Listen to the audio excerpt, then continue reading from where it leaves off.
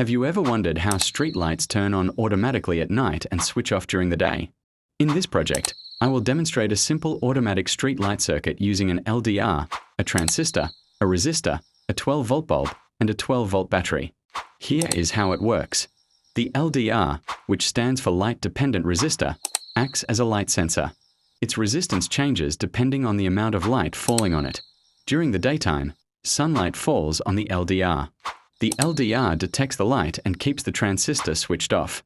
As a result, no current flows to the bulb, and the street light remains off.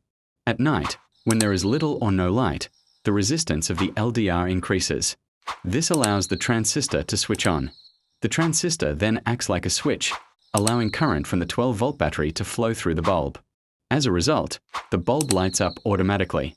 The 100-ohm resistor helps control the current and protects the components in the circuit. In summary, the LDR senses the level of light, and the transistor automatically switches the street light off during the day and on during the night. Thanks for watching and see you soon.